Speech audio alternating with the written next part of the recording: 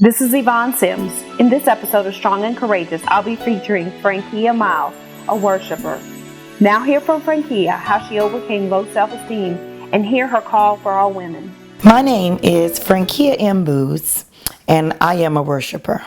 My biggest struggle, the biggest adversity, the biggest thing that I've dealt with, probably more so than anything, is my true self-worth, my true identity. So my history really was, my father wasn't in the picture growing up.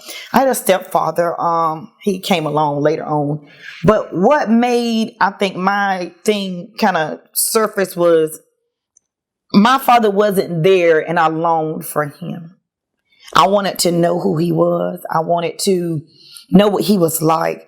And that never happened. So as I started to move forward in life and going to school, I remember the same girl that I was sitting in a class with, we were at recess. And she said to me, they told me, quote unquote, they told me to whoop your tail because you thought you were all that. I was a baby in mind, and it hurt me, but my defense mechanism rose up inside of me, and it said, do what you got to do. And that was my first fight. My first fight was somebody disliking me that I really thought that was my friend, because somebody else told her that I thought, they didn't know me, that I was all of that. That started something that then on I was so on the defensive. Everywhere I went, the first thing was still in my mind, or, do they think I'm all that?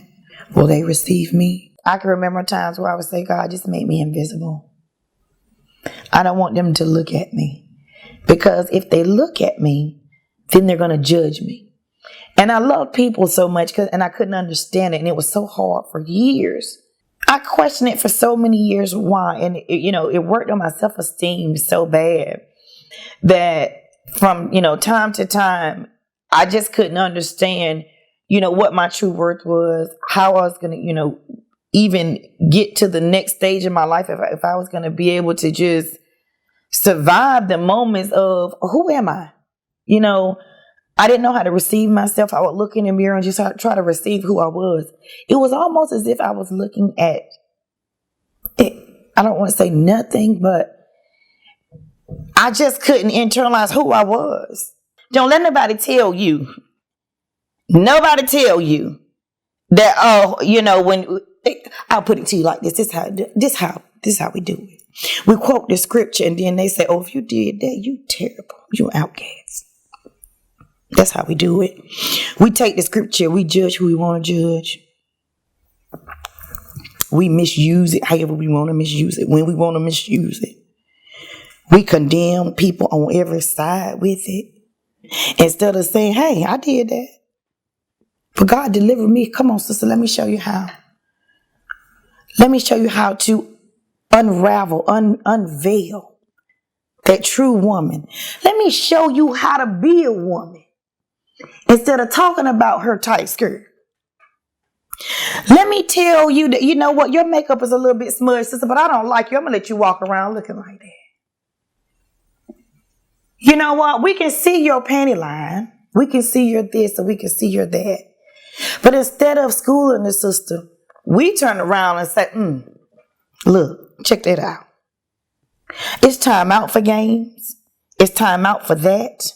It's time for us to grow up, me included. I'm not leaving anybody out. I'm including myself in everything that is being spoken right here. Instead of us backbiting and slandering one another, we need to learn how to be prayer warriors for our sisters, as well as our husbands and our families. Our sisters need our help. Our sisters need nourishment. They need enrichment. They need to be empowered. They need to learn that we all have flaws. They need some real, true women of God, not no fake red bottom heel women that just want to tell you that you look good because you got on a cute dress today. So I'm here to tell you that when it comes to women and women of God, we got to learn how to really hold up each other. We got to learn how to just really learn how to lean and depend on one another in this. This is not about us. This is about Jesus. This is about, he said, go out into all the world. He wanted us to go out and be a beacon of light to draw all men unto him, not cast them out, cast them down, look down on them. But as women, we really have it bad because we are so judgmental in the sense of if she shows her vulnerability, if she shows her flaw, all of a sudden you know her. You don't know her. You don't know what she's been through.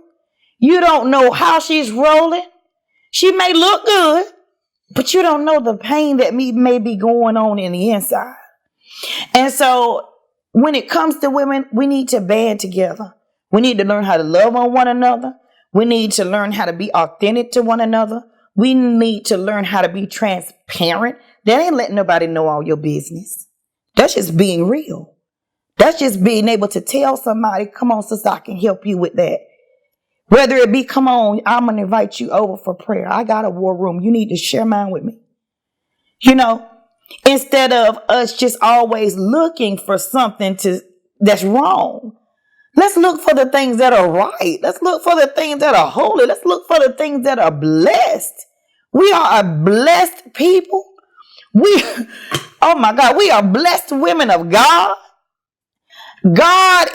He's ever so awesome in all of our lives. He blesses us on every side, everywhere, everything that we do, everywhere that we look, we receiving blessings, but sometimes you're holding it up whenever you're not helping anybody. God is holy. He is holy. He's got great expectations for us. I'm not speaking to just you because when I'm speaking to myself. He wants us to be shepherds of his flock, his people. He wants us to go out and learn how to love. But first of all, we got to learn how to love each other. We got to learn how to love ourselves. And when we learn how to love ourselves, we can be gracious women of God. We can be blessed women of God. And we can do the things and live in our purpose, fulfill our destiny, and do everything and receive all that God has for us. Thank you for listening to this episode of Strong and Courageous. I'm your host, Yvonne Sims. To hear more stories of strength and courage, visit my website at YvonneSims.com or my Facebook page at Yvonne Sims. Until next time, beloved, be strong and courageous.